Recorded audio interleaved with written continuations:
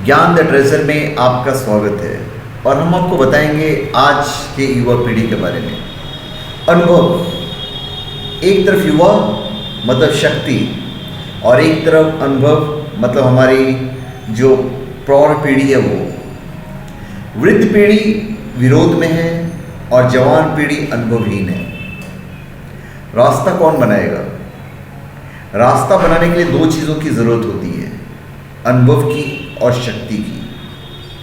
शक्ति जवान के पास है, युवाओं के पास है, और अनुभव बूढ़ों के पास है, जो प्रौढ़ हैं उनके पास है।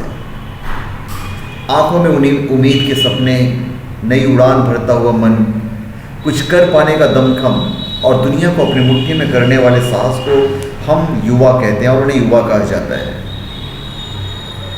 40 साल में भी लोग युवा ही रहते हैं, 50 साल में भी युवा ही रहते हैं, अगर उनमें दमखम है तो। युवा एक ऐसा शब्द जिसे सुनते ही मन उमंगे भरने लगता है। उम्र का यही वो पड़ाव है जहां बैठकर बाकी जिंदगी की किस्मत तय की जाती है। असंभव को संभव में बदलने वाली युवा शक्ति की तादाद भारत में सबसे ज़्यादा है। पूरे विश्व में अगर सबसे ज़्यादा कहीं युवा है तो हमारे भारत में है, हमारे भारत देश में।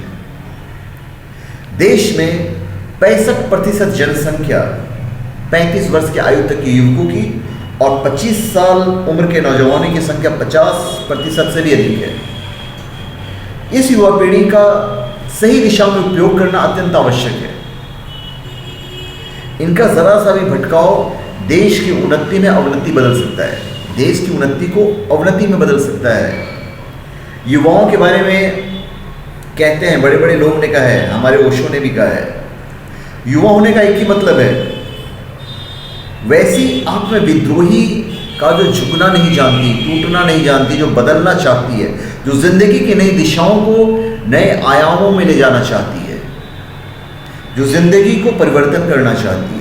क्रांति का योगदान, आकांक्षा को युवा होने का लक्षण है। लेकिन सवाल यह है कि क्रांति की धधकती लौ आखिर है कहाँ? कहाँ है लौ? आधुनिक समाज में मेटेरियलिस्टिक होने की होड़ सी लगी हुई है। उसी दौड़ में कहीं न कहीं युवा भी फंसता चला जा रहा है। पश्चिमीकरण के पहनावे और संस्कृति को अपनाने में उसे हिचक नहीं होती है। आज किशोर भी 14-15 वर्ष की आयु में ड्रग्स और डिस्को के आदी हो रहे हैं। ये फैक्ट है, आप कभी जाएंगे मेट्रो सिटीज़ में तो आप देखेंगे ये। और आजकल तो छोटे छोटे शहरों में भी चालू हो गया। पंजाब साइड में जाएंगे तो काफ़ी कम उम्र के बच्चे आपको ड्रग्स लेते हुए मिलेंगे, जिस पे एक फिल्म भी बनी थी शाहिद कपूर वाली। नशे की बढ़ती प्रवृत्ति ने हत्या और बलात्कार जैसे गंभीर अपराधों को जन्म दिया है, जिससे इस युवा शक्ति का कदम अंधकार की तरफ बढ़ता हुआ दिख रहा है। देश के नौजवानों को सही राह दिखाना अति आवश्यक है ताकि जीवन की सार्थकता सिद्ध हो सके। वही सिक्के का दूसरा पहलू यह भी है कि अपने महत्वाकांक्षाओं और दृढ़ निश्चय ने युवाओं का राजनीतिक और सामाजिक जीवन को भी ऊपर उठाया है। हमारा जीवन मुश्किल में है, हमारा देश मुश्किल में है, बहुत कठिनाई में है, और मेरी अपनी मान्यता है कि करुणा के युग है, क्रोध के युग नहीं है, बहुत दया के युग है, क्योंकि उसका कोई वसीयत नहीं छोड़ गया है। एक अर्थ में हमारा युवक अनाथ है। अनाथ इस अर्थों में कि उसकी ज़मीन को कोई वसीयत उसके पास नहीं है। उसकी पुरानी पीढ़ियां उसके लिए जीने योग्य, जिंदगी से रस निकालने योग्य कोई भी तकनीक, कोई भी साइंस नहीं छोड़ के गई है। हाँ, उसे एक तरकीब बता दी है कि अगर तुम्हें मरना हो तो मोक्ष जाने का रास्ता है। अभी वो मरना नहीं चाहता है, वो जीना चाहता है, उसके लिए व्यर्थ है। इसलिए मंदिरों में, मस्जिदों में जवान दिखाई नहीं पड़ता। हाँ, लड़कियों वगैरह के ख्याल से कोई जवान पहुंच गया तो बात अलग है, लेकिन मंदिर और मस्जिद के लिए जवान नहीं जाता है, वहाँ बूढ़े इकट्ठा होते हैं। या फिर आपको एग्ज़ाम में पास होना है बिना मेहनत के तो आप मंदिर जाओगे, वहाँ बूढ़े क्यों दिखाई पड़ रहे हैं? उसका कारण है बूढ़े की उत्सुकता बदल गई है।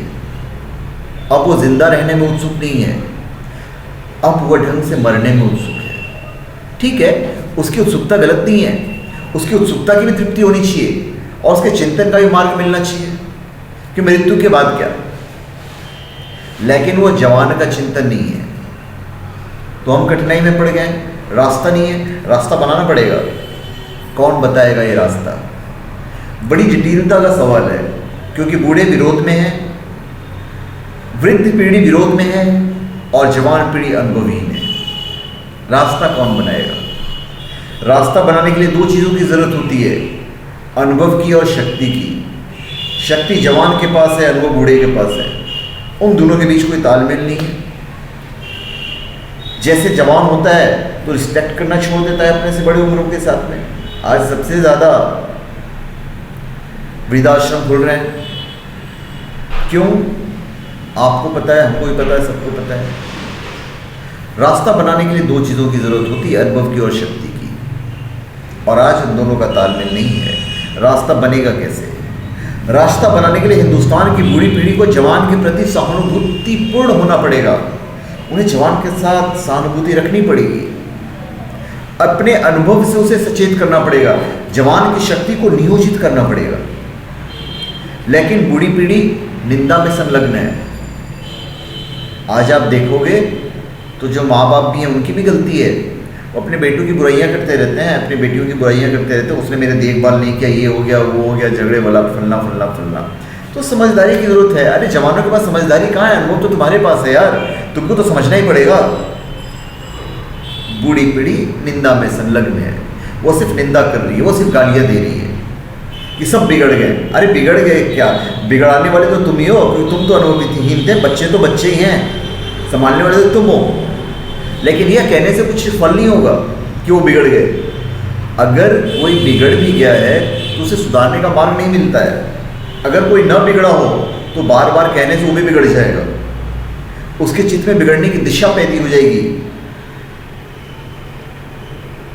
वृद्ध पीढ़ी का बहुत ही कीमती समय है, वो अपने सारे अनुभव पर ध्यान देकर भारत के लिए नया रास्ता बनाने में युवक की शक्ति का नियोजन कर सके। लेकिन यह तभी हो सकता है जब वृद्ध पीढ़ी, जो वृद्ध पुरानी नई पीढ़ी की तरफ निंदा से नहीं देखे, करुणा और प्रेम से देखे। देखो, हर एक्शन का रिएक्शन होता है, ये फिजिक्स भी कहता है, ये केमिस्ट्री भी कहता है, हर एक्शन का रिएक्शन होता है। तुम यार प्यार करोगे, एक बार प्यार करोगे, दो बार प्यार करोगे, तीन बार प्यार करोगे तो तुमको प्यार मिलेगा ही मिलेगा। तुम रिस्पेक्ट दोगे तो तुमको रिस्पेक्ट मिलेगा ही मिलेगा। अभी हमारी जो वृद्ध जन वो नाराज है। नाराज वो इसलिए है, उसकी पुरानी सारी दुनिया अस्त व्यस्त हो गई है। नाराजगी का दूसरा कारण है, नाराजगी का कारण है कि उसका अब तक का बनाया हुआ सारा ढांचा गिर गया है। जैसे मैं एक मकान बनाऊं और पूरा मकान गिर जाए और मैं अपने बेटे की पिटाई शुरू कर दूं, मेरा क्रोध तो बस उस मकान गिर जाने के लिए है। बेटी की पिटाई क्यों भाई?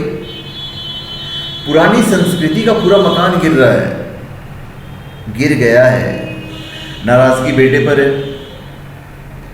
ऐसा लग रहा है कि बेटे ने मकान को गिरा दिया है। मकान जैसा हमने बनाया था वो गिर चुका है। हाँ, बेटों ने अब तक उसे सहारा दिया था, क्योंकि बेटों को हम बहुत जल्दी बूढ़ा बना देते हैं। हम अपने बेटे को बहुत जल्दी बूढ़ा बना रहे हैं आज की तारीख में। अब बेटे उसको बचाने में सहायता नहीं दे रहे हैं, गिरा नहीं रहे हैं, सिर्फ बचाने में सहायता नहीं दे रहे हैं। और बूढ़े